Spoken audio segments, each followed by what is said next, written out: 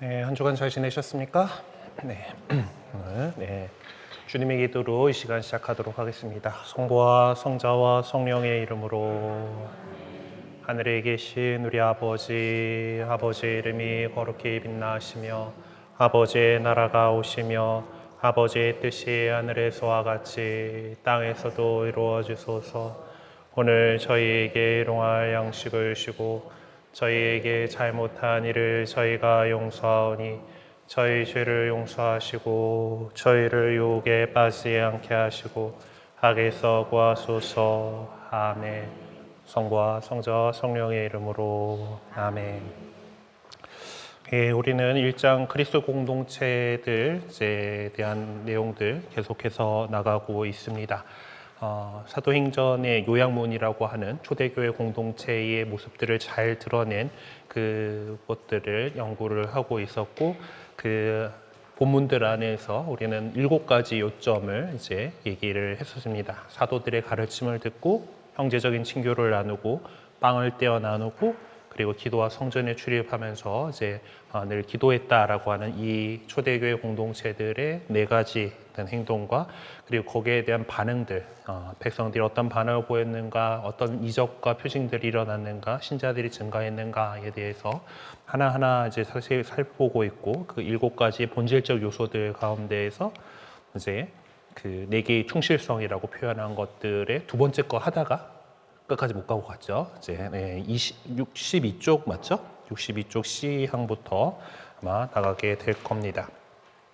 지금 친교라고 하는 코이노니아라고 하는 이 단어에 대해서 설명들을 쭉 이제 하고 있었는데요. 그것들이 어떤 공동 소유라고 하는 그런 것으로 나타났었다라고 하는, 그래서 그것이 뭐 모두가 다 자기가 가진 것을 다 내놓고 다 공동으로 소유하고 뭐 이런 건 아니었다 하더라도 그래도 이제 사람들이 그렇게 자기 것을 내어놓고 공동으로 소유하는 공동체를 이루었다라고 하는 그 내용들을 이제 살펴보았습니다. 이 이야기를 하고 있었고요. 그래서 이제 공동 소유에 대해서 중요한 것으로 인식을 이렇게 하고 있었다. 그럼 그 중요성을 어떻게 이해해야 하는가라고 질문을 하고 있습니다. 사도행전 2장 44절에서 신자들은 모든 것을 공동으로 소유하였다라고 기술하고 있고, 또 4장 32절에서는 신자들의 공동체는 아무도 자기 소유를 자기 것이라 하지 않고 모든 것을 공동으로 소유하였다라고 전해주고 있습니다. 이 공동으로 소유하였다라고 하는 이 표현들에 대해서 이제 보게 되면은 이제 그리스 사람들, 그러니까 루카는 나중에 아마 우리가 다 뒤에 가서도 한 번 더 얘기를 하겠지만은 루카의 복음 자체가 어떤 그리스계 그리스도인들, 그러니까 이방인들이었지만은 그리스도교로 이제 개종한 사람들을 위한 그런 독자였을 것으로 학자들은 보통 추정을 합니다. 그러니까 그 연장선상에서 이런 표현들을 그리스 사람들이 이걸 봤다라고 한다라면은 그들은 당연히 이제 그 친구들 사이의 모든 것은 공동의 것이었다라는 그 당시에 속담이 있었다라는 거, 그걸 떠올렸다라고 하는 거죠.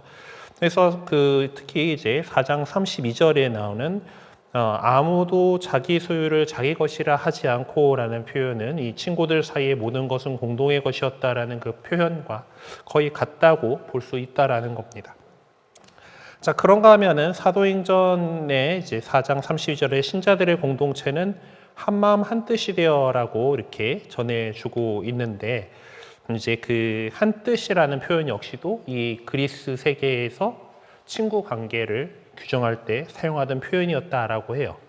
그래서 이제 그 많은 성경학자들은 초대교회 공동체의 공동 소유의 공동체를 형성했다라고 하는 이 루카의 방식이 이제 우정을 주제로 하는 그리스 사상으로부터 영향을 받았다라고 주장한다라고 적어놨는데, 대충 우리 책은 이제 그거 말고 더를 얘기를 하고 싶은 그런 느낌으로 다가오죠. 어쨌든 루카가 이제 이런 해석에 따르면 루카는 그리스 사람들, 곧 이방 출신의 그리스도교 신자들을 대상으로 글을 쓰는데 그 독자들이 친숙하게 느끼고 있던 어떤 이상적인 모습이 초대교회 신자들 안에서 이루어졌었다. 실제적으로 구현되고 있다라는 걸 깨우쳐 주려고 했었던 것이다라고 할 수 있겠다는 거죠. 이런 관점에서 본다면 사도행전이 말하고자 하는 친교는 최우선적으로 가진 바를 공동으로 소유하는 공동체의 관점에서 숙고되고 있다라고 할 수가 있죠. 그리스의 철학자인 아리스토텔레스 같은 경우도 본질적으로 우정이란 자기가 가지고 있는 것을 공동 소유가 되게끔 내놓는 데 있다라고 말한 바 있다고 합니다. 어쨌든 근데 여기서는 어떤 그 재산에 대한 권리 그런 것들에 대해서 이야기하는 것이 아니라 그 친구와의 우정을 간직하기 위해서는 그러니까 이제 그렇게 무조건 내가 다 내놓고가 그런 얘기를 하려는 것이 아니라 친구와 우정을 정말 맺고 있다면 그 친구가 내 것을 쓰는 데에 자기의 것을 친구가 사용하는 데에 그렇게 해줘야 된다라는 그런 그 그리스 사람들의 우정에 대한 그 관념을 친구 사이면 대충 같이 이렇게 쓰는 거야. 이제 이런 그것을 피력해 주는 말인 것이죠. 하지만 그러니까 이 루카는 이제 우정에 관한 그리스적인 이상을 예루살렘의 초기 공동체에다가 투영을 시키는데 그리스도교 신자들 사이에 이런 관계가 그리스적인 이상에서의 그 친구 관계다라고 하는 그 우정이다라고만 얘기하는 것이 아니라는 것입니다. 네, 그냥 그것이 친구여서라기보다 같은 신앙인이기 때문에 그렇다라고 루카는 그렇게 표현을 하려고 하는 것이죠. 이 세 개의 요약문 안에서 그리스도교 신자들을 표현하는, 왜냐하면은 요 부분들에서는 아직 박해를 받지 않았죠. 사울로 대표되는 이제 그래서 예루살렘 공동체가 이제 그 대런대로 퍼져 나가고 이제 그래서 이제 안티오키아로 간 그쪽 사람들 사이에서 그리스도인이라고 하는 말이 처음 사용됩니다. 그러니까 아직 이 요약문에 나오는 공동체, 예루살렘 공동체의 시기에는 그리스도인이라고 하는 표현이 없었던 시절이에요. 그렇기 때문에 이 사람들을 갖다가 믿는 사람이다라고 부르고 있는 것을 눈여겨볼 필요가 있다라는 겁니다. 물론 이 사도행전에서 이 세 개의 요약문 외에 그리스도교 신자들을 갖다가 믿는 사람, 피스테오테스 하여튼 이제 그렇게 읽는 건데 저거는 그냥 그렇구나 하고 보시면 돼요. 저런 글자래요. 되게 읽기 어렵죠. 이제 그냥 그거는 그냥 그렇구나라고 보시면 돼요. 어쨌든 여기 말고는 이렇게 그리스도인들을 표현하지 않아요. 당연하죠. 그 뒤에는 그리스도인이라는 전문 용어가 나왔기 때문이에요.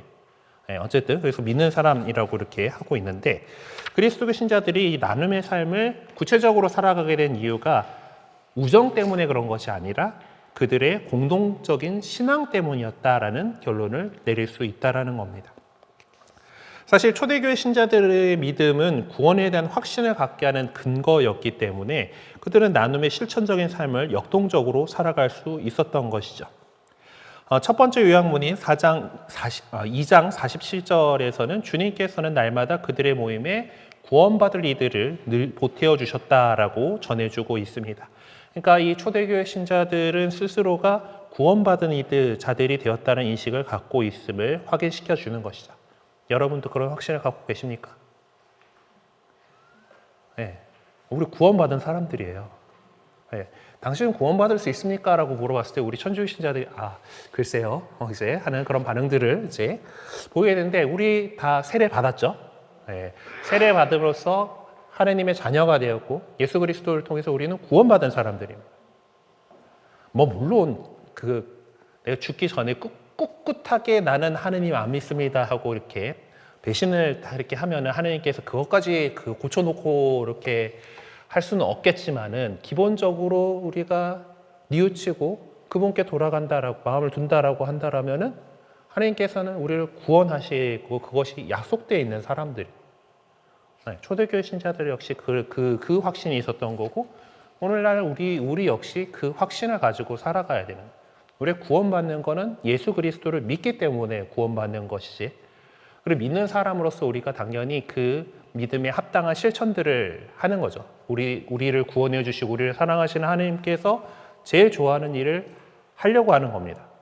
그래서 실천하는 거지 우리가 뭔가 선행을 하고 남들을 돕고 헌금을 많이 하고 그냥 이거 갖고 구원받는 게 아니다는 거예요. 우리가 구원받는 거는 예수 그리스도를 믿기 때문에 구원받는 겁니다.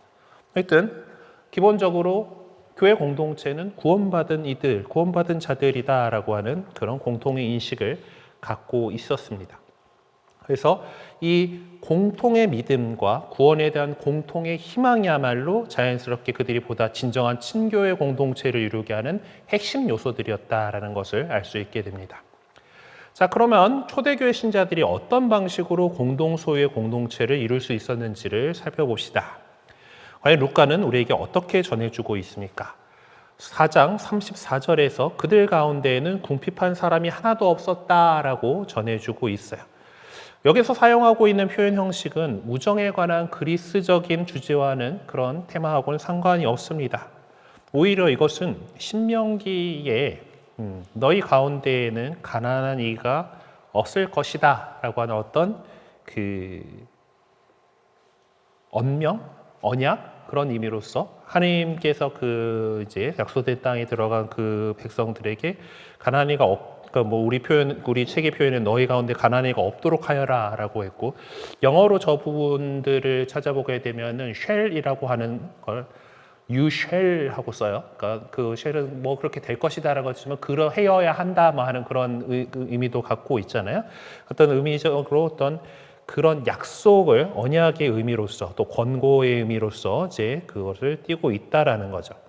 그래서 그 히브리어 구약 성경을 그리스어로 번역한 70인역 성경에 이제 이것이 너희 가운데 가난한 이가 없을 것이다라고 하는 그런 어떤 당위성 언약으로서의 그런 표현을 갖고 있습니다. 이런 언약은 뭐 종말론적인 반향을 불러일으킬 수밖에 없어요. 사실 이렇게까지 길어질 줄 몰랐죠, 저 사람들은. 예수님께서 영광스러운 모습으로 금방 오실 거라고 생각을 했어요. 네. 그렇기 때문에 더 이렇게 자기 것들을 내놓고 할 수 있는 그런 부분들도 있었을 겁니다. 사실 왜 보면은 그 사이비들 그 시한부 종말론 막 이런 거 막 하는 사람들 보면 그게 홀딱 넘어가고 나면은 모든 것들을 진짜 갖다 바치고 막 그러잖아. 이제 내가 그 날이 얼마 안 남았어. 뭐 이제 이렇게 하면서 뭐 이제 그런 사람들의 움직임들이 좀 있지 않았을까 싶기는 하지만은 어쨌든 그 당시 사람들은 곧 그런 것이 올 것이다라고 생각을 했었던 것이고, 그리고 사실은 성령께서 그들 안에서 그렇게 활동하시면서 정말 친교의 공동체를 이루어 나가는 데에 자신의 것을 이렇게 내놓는 그런 삶을 살아갔다. 그래서 그것이 어떤 종말론적인 반향이다라고 또 할 수 있겠습니다. 하여튼 초대교회 공동체는 이러한 언약, 그러니까 사실 하느님의 뜻이 이루어진 그곳에는 너희 가운데 가난한 이가 없을 것이다 라고 하는 그 하느님의 언약이 실제로 그들 안에서 이루어졌다라고 하는 것을 이제 그렇게 자기들 공동체 안에서 실현되고 있음을 자각하게 된 것이죠. 그와 같이 초대교회 신자들은 친교의 삶을 통해서 하느님의 언약이 자기들 공동체 안에서 구현되었고, 그 결과 이미 종말론적인 언약에 동참하게 되었다. 이미 하느님 나라가 시작되었다라고 하는 그것을 인식을 갖고 있었던 것입니다. 이렇게 초대교회 신자들은 이미 종말론적인 시대를 살아가는 공동체가 되어 있었던 것이죠. 루카가 전해주고자 했던 것이 바로 그것입니다. 그러므로 이제 그리스도교적인 친교는 그리스 세계에 매우 고귀하고 숭고한 이상이 초대교회 안에 실현되었음을 알려준 표지에 그냥 불과한 그 정도에 머무는 게 아니죠. 초대교회 신자들은 친교라는 구체적인 실천 행위를 통해서 구성원들 사이에 더 이상 가난한 자가 없는 공동체를 이뤄냈고, 그 결과 하나님께서 하신 언약들이 자기들 안에서 구체적으로 성취되었다라는 것을 세상을 향해 알릴 수가 있었던 것입니다. 그러니까 이 친교라는 것은 결국 또 다른 형태의 구체적인 복음 선포가 되었다. 하나님 나라라는 그것을 선포하는 그런 일이었다라는 것이죠.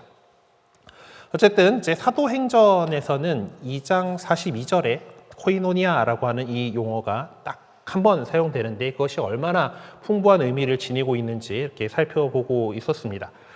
하지만 이것이 초대교회 신자들이 구체적으로 실천했던 나눔의 삶 안에서 드러난 그 친교의 의미만을 이제 알 수 있었던 것이죠. 근데 이 용어는 사도행전 밖에서 신약 성경에서도 곳곳 좀 여러 곳에서 사용을 하고 있는데, 그러면 그것도 좀 범위를 확장해서 어떻게 사용되고 있는지를 좀 살펴봅시다.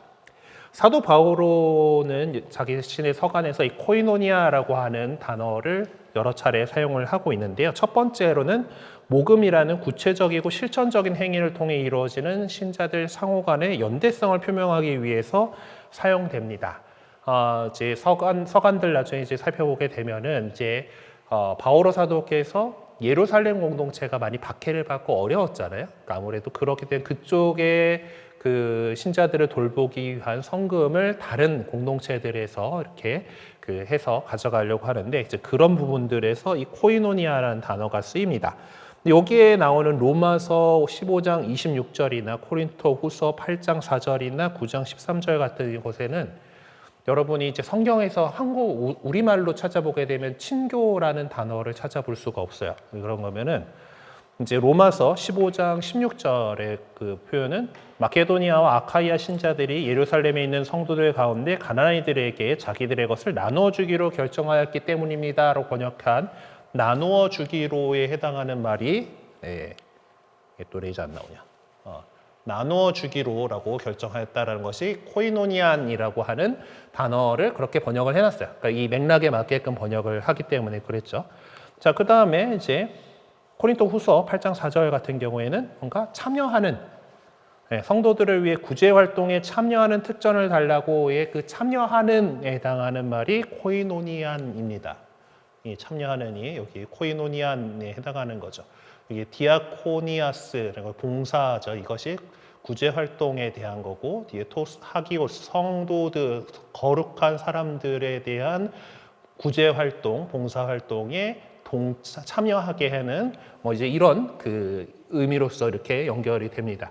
그래서 이 부분들 그리고 그 9장 13절 같은 경우에는 이제 함께 나누는 이런 그런 역시 그 그리스도의 복음을 고백하는 여러분의 순종을 보고 자기들만이 아니라 다른 모든 사람들과 함께 나누는 여러분의 후한 인심을 보고 하느님을 찬양할 것입니다에 함께 나누는에 해당하는 것이 코이노니아예요.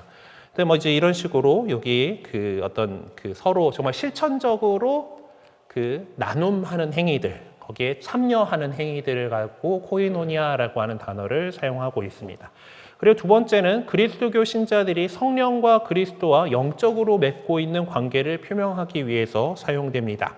네, 코린토 전서 1장 9절에 그분께서 당신의 아드님 주 예수 그리스도와 친교를 맺도록 여러분을 불러주셨습니다. 라고 이렇게 적고 있는데 여기는 이 친교라고 하는 단어로 우리는 표현을 했죠. 그것이 코이노니안이라고 하는 이제 그 단어가 이렇게 친교를 맺다라고 하는 그것으로 사용이 되었습니다.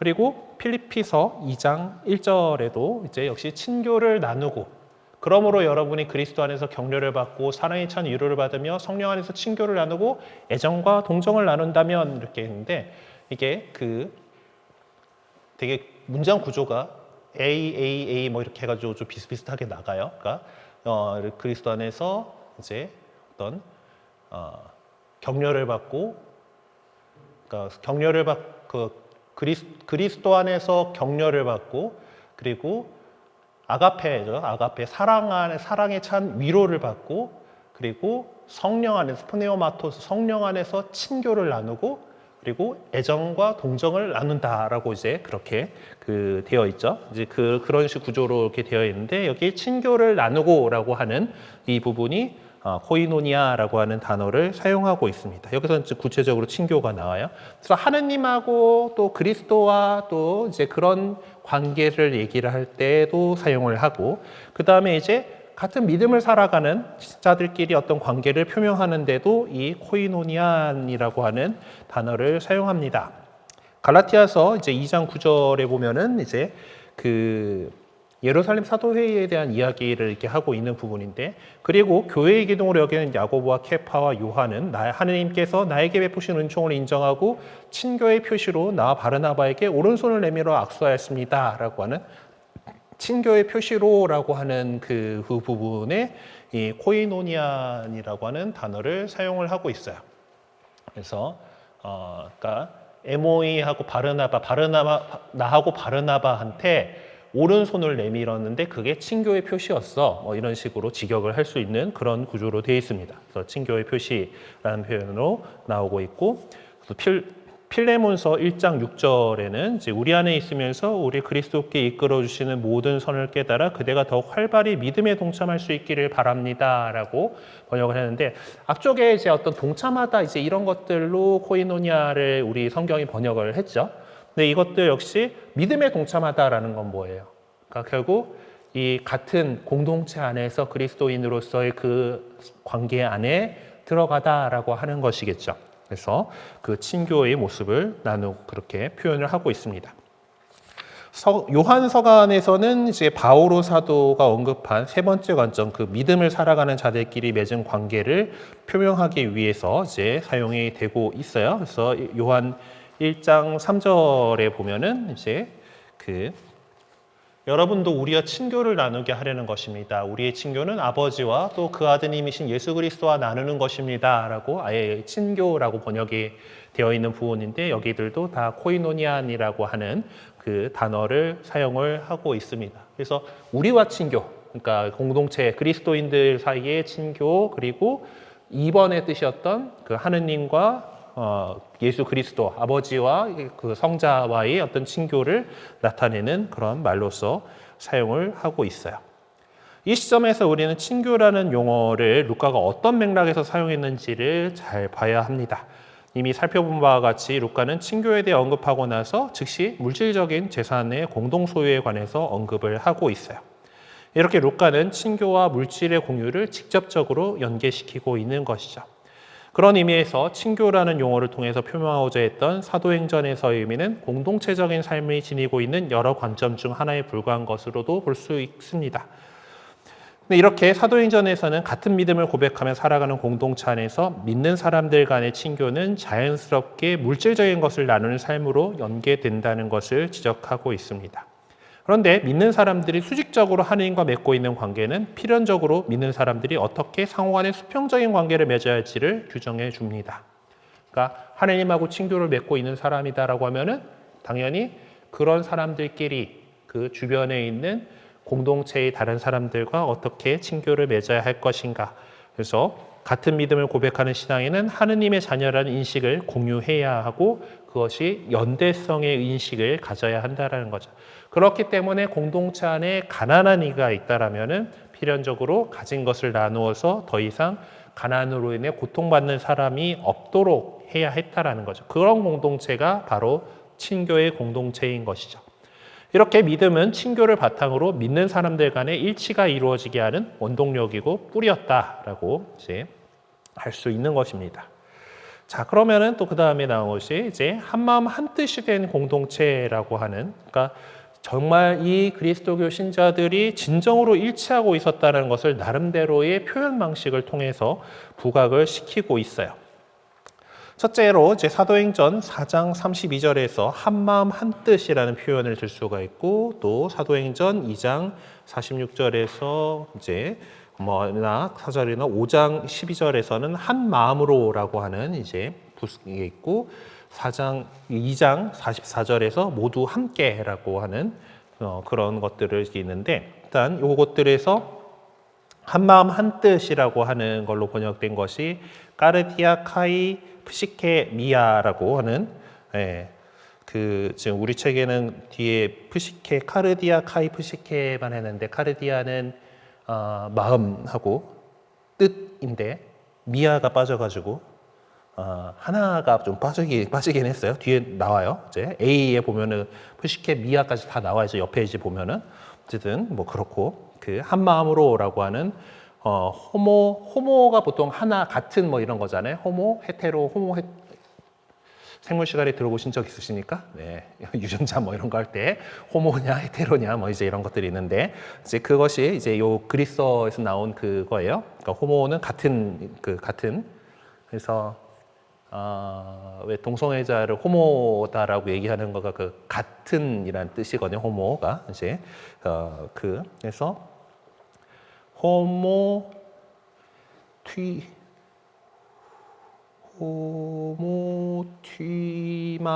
호모튀마돈이라고 하는 이것이 이제 그 한마음으로라고 하는 부사를 쓰고 있다. 그리고 신자들은 모두 함께 지내며가 이제 에피토 아우토라고 되어 있는데, 또 네 번째 보면은 그들의 모임에라고 하는 걸로 번역을 했는데 이게 똑같은 말을 사용을 하고 있습니다. 에피토 아우토.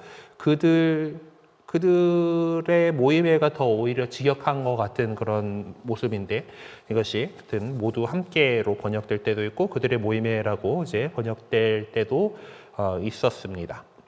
하여튼 여기 사용되는 표현들은 예외 없이 초대교회 신자들의 일치된 모습을 표명하기 위해서 선택한 용어들이기 때문에 그것들을 좀 하나하나 살펴보자라고 하는 거죠. 첫 번째로 이제 한 마음 한 뜻이 되어라고 하는 카르디아 카이프시케미아라고 하는데 어쨌든 이제 이 개념이 카르디아는 이 마음이라고 이제 우리가 번역을 했는데 여기는 좀 이 가슴이에요, 가슴. 하트에서 오는 이제 그 느낌의 마음인 거고, 그다음에 프시케는 뇌 쪽에서 나오는 어떤 정신적인 거예요. 우리 정신과 뭐 이런 것들 할 때 앞쪽에 나오는 것들이 사이코라고 하는 거 있죠. 그저 영어 철자 볼 때 PSYK 하고 나가죠. 요 프시케에서 온 그가 어원이 되는 거가 프시케입니다. 그러니까 정신적인 그런 부분을 프시케라고 보시면 되고, 카르디아는 좀 더 어떤 마음, 감정 쪽에서의 어떤 그런 단어다라고 이렇게 보시면 돼요. 루카는 한마음 한뜻이 된 초대교회 공동체의 모습을 제시하고 나서 즉시 공동소유 공동체에 대해서 상세하게 소개를 하고 있습니다. 이런 맥락을 통해 루카가 전해주고자 했던 것은 초대교회 공동체 신자들이 보여준 한마음 한뜻이야말로 자기 소유의 것을 팔아서 공동소유 공동체를 이룰 수 있게 한 원동력이었다라고 할 수 있죠. 그렇게 루카는 실천적 나눔의 삶이 가능할 수 있었던 것이 우선적으로 일치된 마음과 뜻이었다라고 하는 것을 분명하게 밝히고 있습니다. 이렇게 중요한 것으로 간주된 한마음 한뜻이라는 것이 어떤 무엇을 말하는 것일까라고 이렇게 또 여러 가지 이렇게 나오는데, 필리피서 1장 27절에 보면 여러분이 한 뜻으로라고 할 때는 여기는 엔헤니 프네오마티라고 이렇게 썼는데, 프네오마티라고 하는 것은 숨을 뜻하는 말이에요. 그래서 프네오마티가 이제 영어에서는 그냥 P는 묵음되고 뉴마틱하고 되는데, 이게 뭐 공기로 뭔가 하는 것들에 대해서 프네오마티라고 하는 표현을 쓰는 거예요. 거기서 해가지고 파생되는 것이 성령께서는 바람으로 이렇게 많이 표현되잖아요. 그래서 영이 되고, 그래서 그것이 어떤 정신, 마음, 영을 가리키는 그런 표현으로 사용됩니다. 한 어떤 영으로 하는 정신으로 뭐 이렇게 직역을 할 수가 있는 것이, 여러분이 한 뜻으로 굳건히 서서 또 한 마음으로 미아 프시케라고 하는데, 여기서는 또 우리말 번역하는 게 프시케를 갖다가 마음으로 번역을 해놓긴 했죠. 어쨌든 조금 더 이제 이 같은 뜻, 어떤 의지 뭐 이런 부분들로 볼 수가 있을 텐데, 그래서 한 뜻으로 굳건히 서서 한 마음으로 복음에 대한 믿음을 위하여 함께 싸우고라는 표현이 이제 필리피서에 나오는데, 여기서도 우리는 한 마음이라는 표현을 만날 수가 있어요. 바오로는 필리피 신자들이 한 뜻으로 굳건히 서서 복음에 대한 믿음을 위해서 분투해 주기를 바라는 그 마음을 전하고 있는데, 고급진 그리스어를 구사하는 사람들은 이 만장일치로 어떤 이 의견이 통일된 상태를 표명할 때 이 한 뜻으로 헤니 프네오마티라고 하는 이것을 같은 그 바람 속에, 그 정신 속에 있는 것을 이제 이야기를 그렇게 표현을 썼다고 해요. 그래서 이 바오로 사도가 여러분이 한 뜻으로 굳건히 서서라고 하는 이 말을 썼을 때 사람들이 그리스어 표현에 좀 고급진 표현이구나라고 하는 그런 모습들을 이제 그렇게 이해를 했을 거다라는 거죠. 이미 우리는 4장 32절의 문장 형식들이 어떤 그리스적인 문학 전승 안에서 우정 관계를 표명하기 위해 사용했던 형식들과 유사하다라는 점을 살펴본 바가 있어요. 하지만 루카는 그리스 사람들이 친구 사이 관계를 지칭하게 사용했던 그들은 오직 한 뜻이 되었다를 갖다가 그리스도교 신자들에게 그대로 적용하는 것은 초대교회 신자들의 복음적이고 실천적인 삶의 모습을 좀 의미 축소하는 것이라고 판단했던 것으로 보입니다. 그래서 그리스적인 우정의 이상적인 모습을 표현하게 사용했던 한 뜻이라는 표현만 사용하지 않고 한 마음이라는 표현을 한 뜻 앞에다가 갖다 놓고 있는 거죠. 이렇게 해서 초대교회 신자들의 일치가 어떤 그냥 그리스적인 이상의 실현과는 비교할 수 없을 정도로 어떤 심오한 의미가 있다라는 것을 드러내 보여주려고 했던 것입니다. 루카는 그리스 격언에 나오는 한 뜻이라는 단어와 그에 대등한 가치를 읽는 셈족 방식의 표현인 한 마음이라는 용어를, 그러니까 셈족은 이제 그 히브리인들 비롯해가지고 그 지역, 그 팔레스티나 지역의 사람들의 그 좀 더 큰 범위를 가리키는 말이에요. 우리 지난 학기에 이제 슬쩍 다루고 넘어갔던 적이 있는데, 이 셈족 방식의 표현이 이제 그 히브리어나 이런 언어들의 표현이 한 마음이라고 하는 쪽으로 더 나가고 있는 거고, 그것을 더 집어넣음으로 해서 이게 단순히 어떤 그리스적인 이상을 드러내는 그런 것이 아니다라는 것을 더 이제 강조를 하고 있는 겁니다. 이 루카가 사용하고 있는 마음이라는 용어, 가르디아 이 70인역 성경에서 온 것임이 틀림없다라고 이제 얘기를 하고 있어요. 그러니까 이것도 이제 그 히브리어 성경을 그 그리스어로 번역한 성경에서 나오는 표현이다. 그러니까 그즉 셈족 히브리식 표현이다라고 하는 것을 이제 뭐 학자들을 보면 그렇게 들어오나 보죠.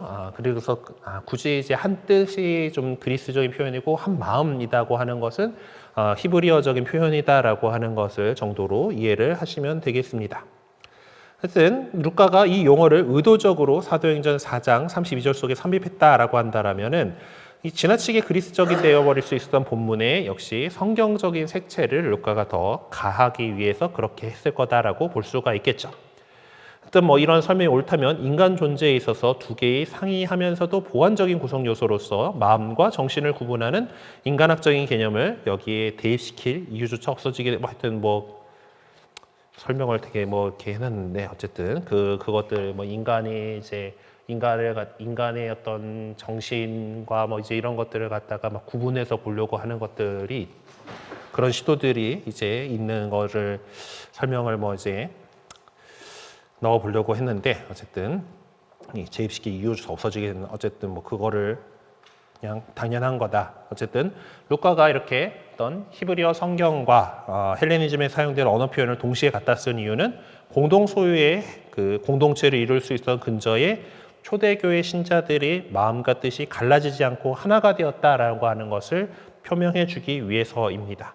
사도 바오로 역시 루카와 동일한 관점에서 여러 표현들을 사용하면서 필리피 사람들이 일치하도록 권고하고 있는 거죠. 뜻을 같이 하고 같은 사랑을 지니고 같은 마음, 같은 생각을 이루어 나의 기쁨을 완전하게 해주십시오라고 필리피 2장 2절에서 말하고 있는데 이제 여기서 그 서로 뜻을 같이 하라는 것이 그리스도교 신자들이 모두가 획일된 상태로 똑같은 생각, 똑같은 견해를 가져야만 한다라는 것을 말하는 것은 아닙니다. 로마서 15장 1절에서 6절을 보면 바오로 사도는 믿음이 강한 이들이나 믿음이 나약한 이들에게 그들 나름대로의 이해 방식을 포기하라고 요구하지 않아요. 교회 공동체 안에 다양성이 인정되어야 한다라는 것이죠. 다만 그러한 다양성이 같은 믿음의 토대 위에서 믿는 사람들이 한 마음 한 뜻으로 실천적인 나눔의 삶을 살아가는데 장애가 되지 않도록 하라고 요구하는 것입니다. 결론적으로 루카가 사도행전을 통해서 초대교회 신자들이 한마음 한정신이 되었다라고 전해주는 것은 한마음 한뜻으로 일치된 초대교회의 모습을 모든 그리스도교 신자들에게 일치 공동체의 모델로 제시하고자 했던 것이죠. 두 번째로 이제 한 마음으로 호모티마돈이라고 하는 이 부사에 대해서 봅시다. 이 부사는 신자들의 일치가 얼마나 중요한 것인지를 강조하기 위해서 사용하고 있습니다. 근데 이제 어떻게 나오냐라고 보면은 사도행전 2장 46절하고 5장 12절에 보면 이 한 마음으로라고 하는 호모티마돈이라고 하는 부사는 예배를 바치기 위한 모임에 연계되어 있습니다. 그러니까 성전에 모일 때 한 마음으로 모였다. 그래서 우리가 하느님께 기도드리기 위해서 예배를 바치기 위한 모임의 특징이 바로 한 마음이 되었다라고 하는 것을 표현하고 있는 것이죠. 우리는 이러한 내용을 그들은 모두 한 마음으로 기도에 전념하였다라는 사도행전 1장 14절과 연계시켜 볼 수가 있겠습니다. 1장 14절의 것은 성령이 오시기를 기다리면서 이제 사도들이 어떻게 하고 있었느냐라고 하는 것이었죠. 네. 이와 같이 초대교회 신자들은 기도가 되었든 아니면 기도하기 위해서 모이는 장소가 되었든 기도와 연계되는 문제에 있어서는 언제나 마음이 하나가 되어 있었다라는 것이죠. 그런가 하면 사도행전 4장 24절에서는 동료들은 그 말을 듣고 한 마음으로 소리를 높여 하나님께 아뢰었다라고 전해주고 있습니다. 여기도 한 마음으로라는 부사는 어떤 기도의 시작을 알려주는 표지로서 사용되고 있죠. 그런 점에서 볼 때 그리스도교 신자들이 일치해야 할 첫 번째 경우는 바로 성전에 드나들 때와 기도할 때이다라는 겁니다. 특별히 신앙 공동체가 하나님 앞에 자신을 드러낼 때와 기도를 바칠 때에는 믿는 사람들 모두가 한 마음이 되어야 한다는 것이죠. 그러니까 신앙인들의 완전한 일치가 전제되어야만 예배를 드리기 위한 모임이나 행위가 의미를 띠게 되는 것입니다. 바오로는 로마의 그리스도교 신자들에게 한 마음 한 목소리로 우리 주 예수 그리스도의 아버지 하느님을 찬양할 수 있도록 그리스도 예수님의 뜻에 따라 서로 뜻을 같이 하기를 원합니다. 이것이 로마서 15장 5절에서 6절에 나오고 있는 건데요. 바로 그때 일치를 전제로 한 예배 공동체에 관한 생각을 구체적으로 필요하고 있는 것이죠. 마음이 하나 되지 않은 상태에서 하느님께 바치는 찬양 기도는 오히려 그분의 귀에 거슬릴 뿐만 아니라 그분을 결코 기쁘게 해드릴 수 없다라는 것이 바오로 사도가 주장하는 내용입니다. 합창을 들을 때도 화음이 제대로 안 이루어지면은 불협화음이 나오면은 좋지 않죠. 요새는 현대음악에는 불협화음도 잘 써먹는다고는 하지만은 어쨌든 그 화음이 제대로 이루어지지 않는다라면은 이런 걸 겁니다. 바오로가 무슨 의미로 로마의 신자들에게 뜻을 같이 하라고 권고했는지를 이해할 수 있을 것입니다. 신자들의 마음이 모아지지 않는 상태에서 기도를 바칠 경우에 과연 하느님은 누구의 소리를 들으셔야 하겠어요? 그래서 마음이 모아져야 한다라는 거죠.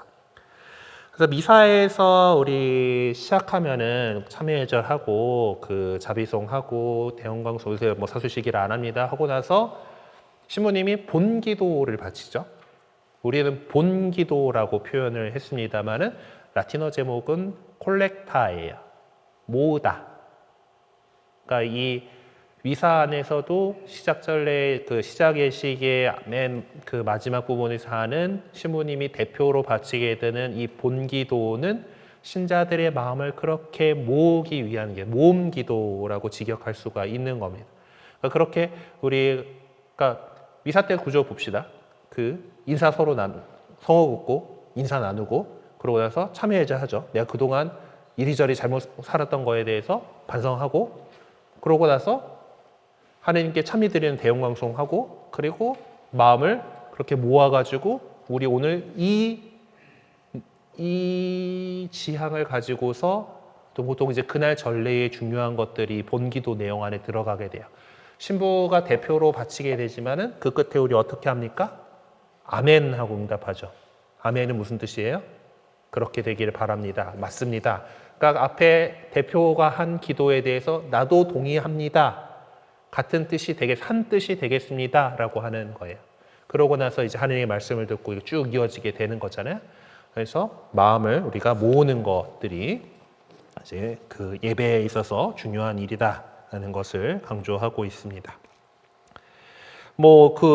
예수님께서도 마찬가지로 얘기하셔요. 너희 가운데 두 사람이 이 땅에서 마음을 모아 무엇이든 청하면 하늘에 계신 내 아버지께서 이루어 주실 것이다. 예.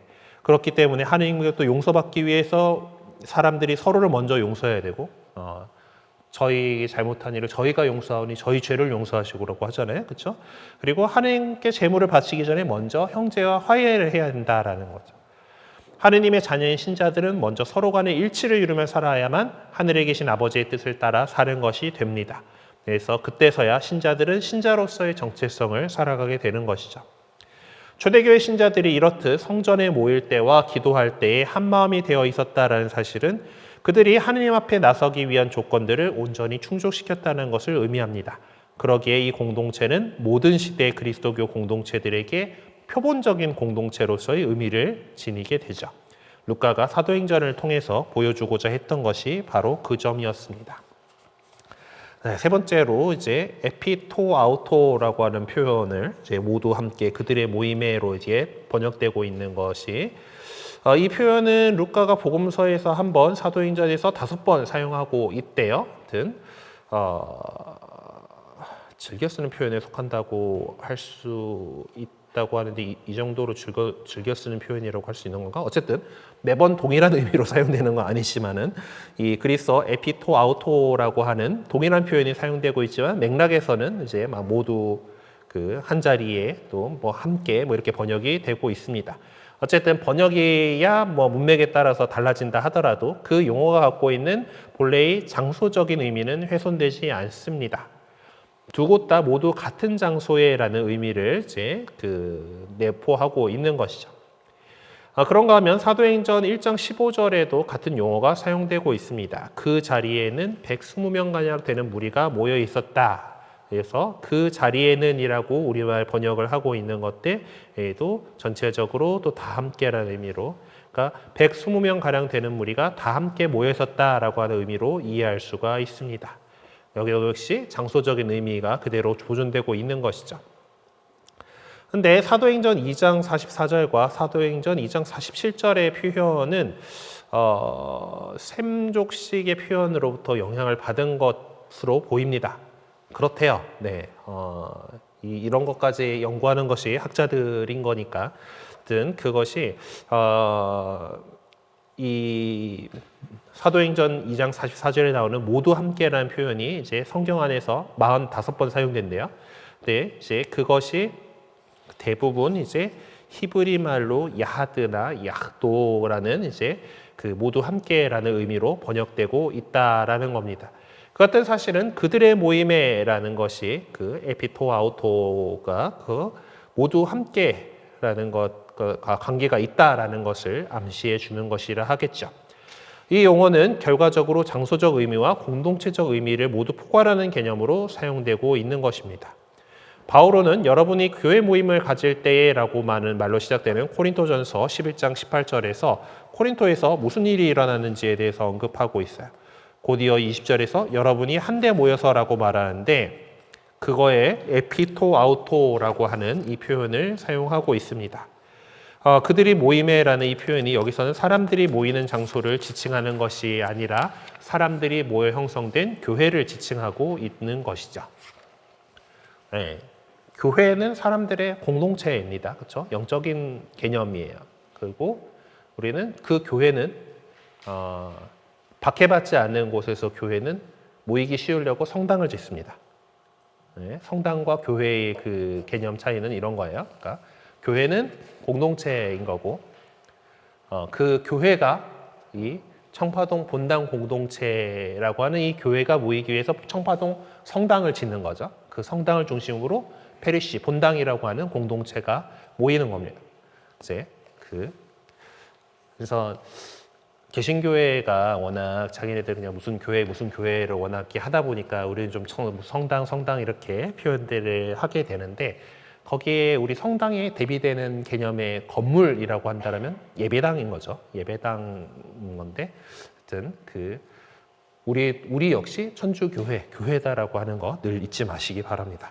잠깐 셌어요. 자, 봅시다. 다시. 하여튼 이제 이제 믿는 사람들은 주님께서 매일 새로운 구성원으로 채워주시는 공동체 또는 교회를 구성하고 있다는 인식을 갖고 있습니다. 사도행전 2장 44절의 의미 역시 사도행전 2장 47절의 의미와 크게 다르지 않은 것이죠. 모두 함께와 그들의 모임에라고 하는 것이 그 모두 함께라는 것은 믿는 사람들이 하나의 공동체를 구성하고 있는 구성원의 자격으로 그렇게 하고 있는 것입니다. 그들은 자기네들이 지역적으로 함께 있기 때문이 아니라 유일무이하신 몸이신 그리스도와 일치하고 있음을 자각하고 있기 때문에 가진 것을 내놓아 공동소의 공동체를 만든 것이죠. 사도행전에서는 초대교회 신자들이 가진 바를 내놓아 공동으로 소유하게 되었다고 밝히고 있는데 그것은 각자가 공동체 구성원 모두와 연대성을 맺고 있음을 느낄 수 있는 그런 공동체를 다 같이 함께 형성하라는 인식에서 나타난 결과다라고 할 수가 있겠습니다. 그래서 이제 우리 그 한국어 번역이 그리고 뭐 다른 번역들이 이 같은 말이지만은 그것을 좀 다르게 어떤 장소적인 의미와 공동체적인 의미로 이렇게 번역을 한 것들이 이제 이 두 의미가 다 같이 있는 것이기 때문이다라는 것을 결론으로 내릴 수가 있을 거예요. 그래서 이제 본문 분석 결과로 이제 친교에 대해서 우리가 열심히 살펴보았는데요. 이 사도행전의 세 요약문을 비교 분석한 결과를 정리하면서 다시 한번 친교라는 용어가 지니고 있는 풍부하고도 심오한 의미를 한번 생각해 봅시다. 첫째로 초대교회 신자들이 공통적으로 가지고 있던 믿음은 그들이 공통적으로 가지고 살았던 희망과 분리시킬 수 없는 것으로서 그들이 일체의 공동체를 이룰 수 있었던 근거였습니다. 믿었고 희망했기 때문에 그렇게 함께 공동체를 이룰 수가 있었다라는 것입니다. 둘째로 그러한 일치는 말로서가 아니라 삶을 통해서 가시적인 모습으로 드러나야만 했습니다. 그런데 그러한 일치는 한마음 한뜻의 형태로 이루어져야만 했어요. 교회 공동체 안에 있는 모든 신자들은 특별히 하느님 앞에 나서기 위해 성전에 모일 때 또 함께 기도할 때 마음이 갈라지지 않는 상태의 완전한 일치를 요구받고 있었던 것입니다. 여기서 한 가지 꼭 지적해야 할 것은 사도행전 2장 42절에서 언급하고 있듯이 친교에 전념했던 신자들은 사도들의 가르침에도 전념했을 뿐만 아니라 빵을 떼어 나누고 기도하는 일에도 전념했었다라는 것이죠. 그러므로 친교의 관점을 그리스도 신자들의 공동체적인 삶의 전 영역에서 바라보아야지 어느 한쪽에 치우쳐서 바라보아서는 안 될 것입니다. 셋째로 친교의 주제는 우선적으로 물질적인 관점에서 제기되었고 그렇게 이해되었지만 거기서 끝난 것이 아니라 영적으로 구현되어야 한다는 점에서 깊은 의미를 던져줍니다. 그리스도교 공동체가 가진 것을 공동으로 소유하는 공동체가 되지 않는다면 우리는 그 공동체를 진정한 의미에서 친교의 공동체라 부를 수가 없습니다. 하지만 여기서 조심해야 할 것이 있죠. 사도행전의 요약문들이 보여주는 관점은 모두 신자들이 구체적으로 재물로부터 초탈한 정신을 가져야 된다는 것이 아니었고 더더군다나 가난을 이상으로 생각해야 한다는 것도 아니었습니다. 자기가 가진 것을 나눈다고 할 때 그것은 스스로 가난한 자의 대열에 참여하기 위해서가 아니라 자기가 속한 공동체 안에 더 이상 가난한 자들이 있어서는 안 되기 때문이었던 것이죠. 다 어떤 가난을 추구한다라고 하면서 아무도 경제활동을 하지 않고 그러면은 이 공동체는 끝장나겠죠. 네, 서로 이제 어려운 사람들을 돕는다라고 하는 의미로서 이제 하는 것이 물론 이제 그 공동체 구성 가운데에서 어떤 이들은 물질적으로 너무 풍족하고 또 다른 이들은 필요한 것도 없어 굶주리고 있다라면은 그거 역시 친교의 공동체라고 하는 이름을 받기에 합당치 않을 것입니다. 그러므로 이 친교라고 하는 것은 필요한 사람 하나하나에게 필요를 충족시켜 줄 만큼 나눔의 구체적이고 실천적인 모습을 취하여야만 하는 것이죠. 하지만 친교의 범위를 현 시점에서 무작정 확대해서는 안 됩니다. 사도행전에서 말하는 친교는 같은 믿음과 같은 희망을 살아가는 그리스도교 공동체 신자들 안에서 복음적인 삶으로 국한되어 있었다는 것도 잊어서는 안 될 것입니다.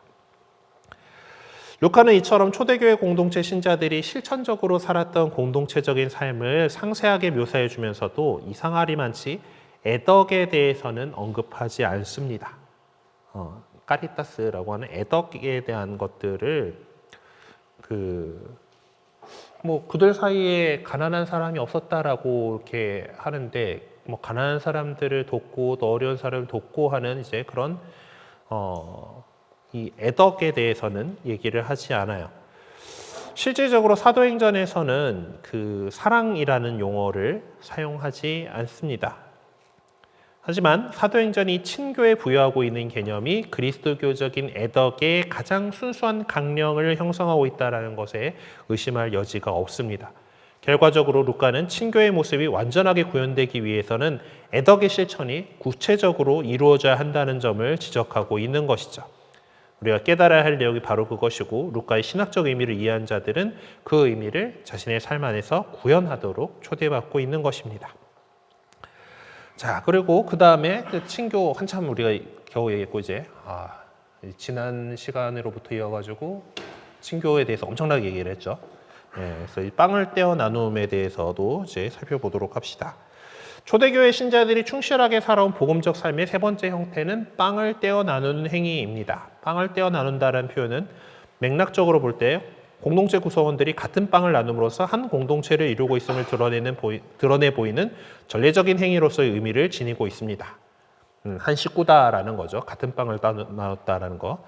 사도행전 2장 46절에서는 그들은 이 집 저 집에서 빵을 떼어 나누었으며 라는 말로서 초대교회 신자들의 복음적인 삶의 또 다른 모습으로서 빵을 떼어 나누는 공동체의 행위를 전해주는데 이때 사용하고 있는 용어가 바로 클라오라고 하는 동사입니다. 이거는 쪼개다, 가르다, 나누다라는 의미로 사용을 하고 있고 신약 성경에서 15번 이제 사용되는데 대부분 이제 성체 성사의 의미로서 사용을 하고 있어요. 여기 이제 그 맨 처음에 나오는 클론테스가 이제 이게 뭐 저게 이제 그리스 말은 또 뒤에 어미 변화하고 막 이런 것들이 있어요. 그게 아주 그래서 골치 아픈 그런 언어인데 어쨌든. 근데 우리가 다루고 있는 첫 번째 요약문인 사도행전 2장 42절에서는 이 명사형을 사용을 하고 있고요. 그리고 용어를 명사로서 사용을 하고 있는 그곳은 루카복음서 24장 그 엠마오로 가는 제자들에게 발현하신 예수님의 이야기를 전해주는 내용에서 뿐입니다. 하지만 명사를 사용하고 있는 루카복음서 24장 35절이 직접적으로 성체성사를 지칭하는 것은 아니죠. 그러니까 그 성체성사를 암시하는 그런 모습이긴 하지만은 성체성사를 지칭한다라고 직접적으로 볼 수는 없을 거예요. 그렇지만은 그 성체성사를 제정하시는 장면이 나오는 22장 19절과 비교해 보면은 루카가 그 용어를 통해서 독자들에게 성체성사적인 의미를 상기시키려 했다는 것을 알 수가 있습니다. 아무튼 요것들을 이제 내가 만들어놨는데 제대로 빨리 안 넘어갔구나. 어쨌든 요 두 본문을 보는 건데 그 왼쪽이 24장입니까? 오른쪽이 24장입니까? 세 개? 둘이 바뀌었어요? 네. 네? 왼쪽에 24장 30절이 왼쪽에 가 있는데 그 제목이 서로 바뀌었어요. 네. 네, 이게 오타가 났는데 이제 쇠가 바뀌어도 이거를 안 고쳐놨더라고. 그렇죠? 네, 안타깝긴 합니다. 어쨌든 그 왼쪽에 있는 것이 22장 19절의 내용이고 오른쪽에 있는 것이 24장 30절의 내용이에요. 네. 왜냐하면 밑에 맨 마지막에 사도들에게 주시며인 건데 엠마오로 가는 길에 두 제자는 사도는 아니었잖아요. 그렇죠? 이제 그 앞에가 이제 성찬을 제정하실 때의 그 내용이다라는 것을 볼 수가 있겠습니다. 자, 여기서 이제 이 두 내용도 보면은 이제 그 빵을 들고 예수님께서는 또 그들과 함께 빵을 들고 해가지고 이제 요렇게 뭐 빵을 들고 오는데 여기 24자에서는 뭐 톤이란 거가 뭔가 들어간 얘는 관사니까 크게 의미는 없어요. 그 빵을 들고 오니까 어쨌든 같은 단어들을 쓰고 있다. 그리고 감사를 드리신다 하면서 테사스라는 걸 쓰고 있는데 여기에는 찬미를 드리신다 하면서 에울로게센이라고 하는 요거 표현이 약간 다르긴 하지만은 거의 뭐 비슷한 거고 그것을 떼어라고 이제 여기 역시 이제 좀 클라사스 클라센 이렇게 해가지고 약간 표현이 다르긴 한데 같은 단어를 이제 쓰고 있습니다.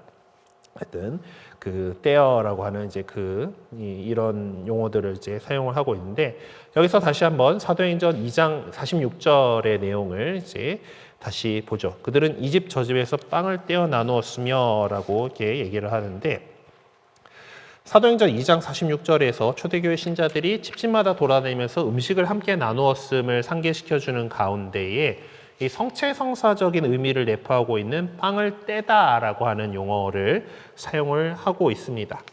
이런 점으로 미루어보아 가정에서 공동으로 이루어지는 식사 때 행하는 빵을 떼는 행위가 아주 이른 시기부터 성체성사적인 표징으로서의 의미를 취하게 되었다라고 생각해 볼 수가 있어요. 그래서 이 시점에서 사도행전 20장 7절을 좀 살펴봐야 되는데 여기에는 주간 첫날에 우리는 빵을 떼어 나누려고 모였다라고 합니다. 여기 사도 바오로가 트로아스 신자들이 이제 주간 첫날에 모여서 행한 특별한 전례적인 행위로서 빵을 떼어 나누었다라는 것을 상기시켜 주는데 자, 주간 첫날이 오늘날 일요일이죠. 주일, 주님의 날. 그래서 이제 그 예수님께서 주간 첫날 이른 아침에 부활하셨기 때문에 그것을 기념하면서 이제 그리스도의 신자들은 주간 첫날에 모여서 예수님께서 하라고 하셨던 빵을 떼어 나누는 의식을 했다라는 거죠. 네, 이것은 특별히 전례적인 행위로서 빵을 떼어 나누었다라는 것을 우리에게 상기시켜 주는 것입니다. 여기서 말하는 특별한 전례적인 행위라는 것은 두말할 여지 없이 성체성사를 거행했다라는 것을 의미하는 것입니다. 루카는 사도행전의 요약문들을 통해 공동체적인 삶의 근본적인 구성 요소들 가운데 하나가 성체성사를 거행하는 것이었음을 분명히 하고 있습니다. 그렇지만 루카는 그토록 중요하게 생각하는 성체성사가 얼마나 자주 어떤 형태로 거행되었는지에 대한 자세한 정보는 제공해 주지 않습니다. 그렇죠? 이제 사도행전 2장 46절은 빵을 떼어 나눈 일이 이제 위에서 인용한 사도행전 20장 7절에서 12절의 경우처럼 이 집 저 집을 옮겨 다니며 거행되었다는 점만을 지적해 주고 있는 것이죠. 왜냐하면 그때는 아직 성당을 짓지 않았죠. 네, 아직 그 성당을 짓지 않았으니까 집 넓은 사람, 큰 집 갖고 있는 사람이 공동체에 이렇게 모여가지고 이렇게 우리 뭐 반모임 하는 것처럼 이제 이 집 저 집에서 이렇게 모였다라고 하는 것이죠. 사실 소공동체 모임의 중요한 그 정신 가운데 하나가 이 초대교회 공동체의 모습을 이렇게 하는 거여가지고 어떤 삶의 자리에서 뭐 이런 그 복음 나누기가 이루어지게끔 하려는 것이 있었습니다. 그래서 그 정신들이 이제 그 삶의 현장인 가정에서, 각자의 가정에서 아니면은 일하는 사람들이라면은 일터에서 그것이 이루어지게끔 하려고 하는 것이 있었어요. 그러니까 이제 초대교회 신자들은 이 집 저 집에서 빵을 떼어 나눴다라는 건데 이제 빵을 떼어 나누는 거는 이제 완전히 전례적인 그것으로 만들어졌죠. 성체성사를 이루는 거는 이제 그 신부님 할 수 있는 일이잖아요, 그렇죠? 우리가 뭐 신자들이 모여가지고 그냥 나름대로 뭐 이제 성찬을 이렇게 거행하고 뭐 이런 거는 지금 우리 가톨릭 교회 안에서는 이제 없어졌잖아요. 이것들이 좀 정형화되고 나중에 이제 공동체가 더 이제 그 확장되고 그러면서 그 안에 이제 직분들이 이렇게 생겨나고 이제 그런 과정을 통해서 그렇게 됐지만은 예전에는 성당도 없고 그렇기 때문에 그런 집에서 같이 모여가지고 빵을 떼어 나눴다라고 하는 것입니다. 어쨌든 얼마나 자주 모였는지에 대한 이야기는 없어요. 그리고 이렇게 주간 첫날에 모였어라고 하는 것으로 봐서 이제 일주일에 한 번씩은 모였겠구나 싶은 이제 그런 것들이 있죠. 또 이제 그래서 우리 초기 그리스도교 공동체는 스스로 유다교라고 하는 것에서 완전히 벗어나기 전이었기 때문에 그래서 토요일날 안식일에는 성전과 회당에 가가지고 그 유대인으로서의 어떤 이제 전례에 참여를 하고 그리고 나서 그들이 그리스도인들끼리 모여가지고 이제 다음 날에 이제 빵을 떼어 나눔으로써 그리스도인의 그 예식을 예배를 이렇게 거행을 했었다라는 것입니다. 하여튼 이런 이 개인 집에서 이루어졌다라는 것은 사도 바오로 역시 같은 그 진술을 해주고 있어요.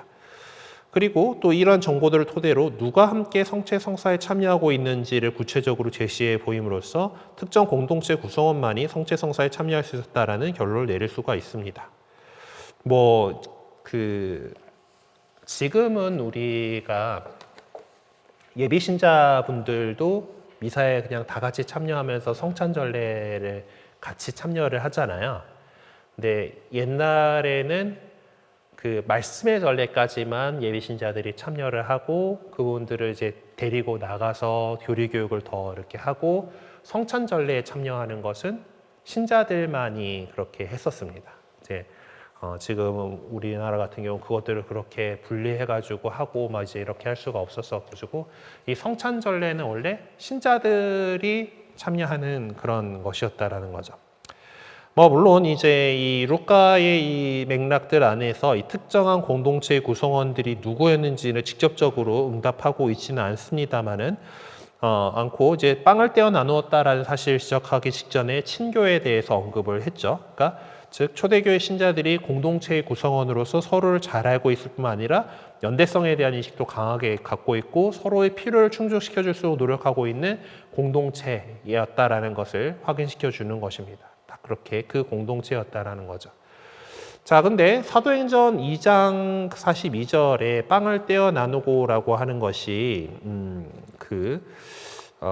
과연 사도행전 2장 46절에 이 집 저 집에서 빵을 떼어 나누었으며 즐겁고 순박한 마음으로 음식을 함께 먹고라고 하는 것과 어떤 그 관련이 있는가를 보아야 하겠습니다. 빵을 떼어 나누고라는 것이 있는데 또 그 뒤에 즐겁고 순박한 마음으로 음식을 함께 먹고라고 이렇게 얘기를 해요. 그러니까 음식을 함께 먹고 오니까 빵만 먹은 게 아닌 것 같잖아요, 그렇죠? 빵을 떼어 나눠 먹는 것은 이제 어떤 성찬으로서 이제 그걸 했다 치고 뒤에 어떤 음식을 함께 먹고 회식을 했다라는 건데, 하여튼 그 여러 가지 관점에서 그 문제를 한번 바라보아야 하겠습니다. 우선 사도행전 2장 46절의 문장 구조를 염두에 둔다면 연관이 있을 것으로 쉽게 생각해 볼 수가 있겠습니다. 우리말에는 이게 딱히 이게 잘 드러나게 번역을 하지는 않았어요. 그들은 날마다 한 마음으로 성전에 열심히 모이고 이 집 저 집에서 빵을 떼어 나누어서 즐겁고 순박한 마음으로 음식을 함께 먹고라고 이렇게 했는데 주 동사가 열중했다라고 이제 얘기를 하잖아요. 이제 이게 히라버로 원문을 이제 보게 되면은 이런 구조입니다. 이제 여기 나와 있는 프로스카르테로테스라고 하는 요 단어가 지금 우리말에서는 열심히라고 하는 건데 대충 그 열중하다 뭐 이제 이런 뜻으로 이렇게 할 수 있는 그런 단어예요. 어쨌든 그래서 그 열중한 거가 그 한 마음으로 성전에 있고 그리고 빵을 이 집 저 집에서 나누고 그리고 그 음식을 함께 먹고 그것이 즐겁고 순박한 마음으로 이렇게 했다. 그래서 그들은 날마다 열중했다.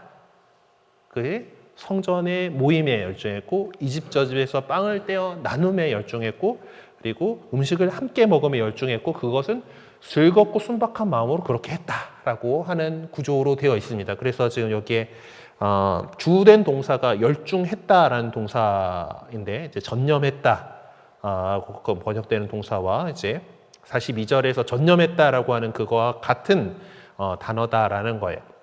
어쨌든 이 사도행전 2장 46절에 열중했다라는 동사에는 두 개의 분사가 이제 뭐 연결되어 있는데 하나가 떼다라고 빵을 떼어의 그 클론테스라고 하는 현재 분사하고 이제 다른 하나가 함께 먹다라고 하는 단순 과거 분사.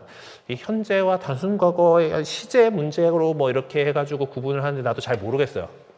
히라버 배울 때 배우긴 했는데 어쨌든 이 시제가 다른 형태인데 어쨌든 그것을 갖다가 뭐 함께 먹다라고 하는 말을 갖다가 열중해서 함께 먹는 거. 뭐 물론 우리는 회식을 좋아하기 때문에 같이 밥 먹고 하는 것들은 되게 그 공동체를 이루는 데 있어서 중요한 일이긴 합니다만은 이게 뭐 그냥 일상적인 식사였으면은 루카가 이렇게까지 강조해서 얘기를 안 했을 거다라고 하는 것이 우리 저자가 얘기를 하고 있는 거잖아요.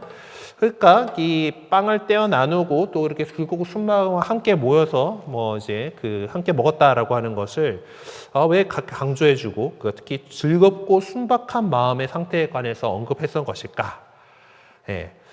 근데 이 루카는 이 즐겁고 순박한 마음의 상태를 믿음과 연관시키고 있었다라는 것입니다. 그래서 고린토전서 11장 17절에서 34절에서 알듯이 이제 이 빵을 떼어 나누고 음식을 함께 먹은 것이 그리스도교 신자들이 함께 나눈 공동체적인 식사였다라는 결론을 내릴 수가 있을 것입니다. 물론 이제 이 코린토전서에 나오는 바오로 사도는 여기서 코린토 사람들이 성찬하러가 모였는데 그 전에 이제 이렇게 그 애찬이라고 해가지고 같이 밥을 먹었어요. 먹고 나누고 했는데 이게 그 초대교회 이제 루카가 이상적으로 제시하고 있는 건 그들 가운데 가난한 사람이 하나도 없었다인데 이 코린토 사람들이 와가지고 그 자기가 싸운 거 그냥 먹고 부자들은 막 그렇게 먹다가 다 흥건히 취하고 막 이제 이러고 있고 가난한 사람들끼리는 또 이제 그런 그 격차들이 나타나고 하는 거에 대해서 꾸짖는 그런 모습입니다. 하여튼 공동체적인 이 식사가 분열의 원인이 되어서 안 되고 진정한 나눔이 이루어지지 않은 상태에서 거행되어서는 더더욱 안 된다라고 목소리를 높여서 말하고 있는 것이죠. 그렇게 될 경우 그것은 결코 주님의 만찬이라고 말할 수 없다라는 것입니다. 사도 바오로는 형제적 관계가 올바로 설정되지 않는다면 성체 성사의 진정한 뜻은 왜곡될 수밖에 없다라는 점을 명확히 하고 있는 것이죠.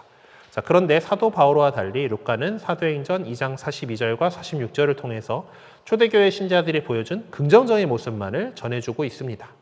네, 몇십 년 사이에 그렇게 몇십 년도 아니었을 것 같은 십수년 사이에 그렇게 됐다라는 그런 거죠. 어쨌든 그 루카는 초대교회 신자들이 같은 믿음을 갖고 일체의 공동체를 이룸으로써 모든 것을 특별히 공동체적인 식사를 즐겁고 순박한 마음으로 거행할 수 있었다라는 것을 분명히 하고 있는 것이죠. 이와 같이 초대교회 신자들은 진정한 친교가 이루어진 공동체를 형성했기에 그 바탕 위에서 즐겁고 순박한 마음으로 빵을 떼어 나눌 수 있었던 것입니다. 자, 루카는 초대교회 신자들이 그러한 모습을 모든 시대의 신자들에게 하나의 모범으로 제시해주고 있는 것이죠. 자, 우리 공동체의 모습은 어떤가 한번 살펴보자라고 제시를 하고 있습니다. 생각해 보세요. 네. 자, 그 다음에 네 번째로 기도입니다. 그들은 기도하는 일에 전념하였다라고 사도행전 2장 42절에 이렇게 나와 있죠. 사도행전 1장 14절과 사도행전 6장 4절에도 이제 같은 내용을 전해주고 있습니다. 1장 14절에서 그들은 기도에 전념하였다라고 말하고 사도행전 6장 4절에서 우리는 기도와 말씀 봉사에만 전념하겠습니다라고 전하고 있습니다. 자, 여기서 그들하고 우리는 사도들이죠. 6장은 이제 그 공동체가 먹고 살고 하는 것들에 대해서는 슬슬 이제 공동체가 커지고 그러니까 식량의 배급 문제나 뭐 이런 것들 해가지고 이제 7 부제를 뽑는 그 이야기에서 나오는 그런 부분입니다. 하여튼 그 모두가 다 기도하고 있는 모습에 초점을 맞추고 있지만 자세히 들여다보면 중대한 차이점이 있다라고 할 수가 있겠습니다. 하여튼 그 힘들죠, 점점 이제 또 시제, 그 단수, 복수, 뭐 이제 어쨌든 사도행전 1장 14절하고 사도행전 6장 4절에서는 기도를 의미하는 그리스도 명사를 단수 형태로 쓰고 있는데 2장 42절에서는 복수형으로 쓰고 있다는 거예요. 자, 차이가 뭡니까? 1장하고 6장에 나오는 거는 사도들이 한 거예요. 그러니까 좀 작은 그룹이죠. 2장 42절은 신자들의 공동체가 그랬다. 그러니까 더 큰 그 공동체인 겁니다. 네. 사도행전 2장 42절에 이어서 2장 46절에는 날마다 한 몸으로 성전에 열심히 모이고라고 이렇게 적고 있는데 이제 사도행전 2장 46절은 초대교회 신자들이 예루살렘 성전에서 거행되는 전례 의식에 계속 참여하고 있었다는 사실을 확인시켜 줍니다. 이거는 또 사도행전 3장 1절에서 나오고 있어요. 이 덕분에 루카는 사도행전 1장 14절이나 6장 4절과는 달리 사도행전 2장 42절에 기도라고 하는 명사를 굳이 복수형으로 사용한 것을 이해할 수가 있습니다.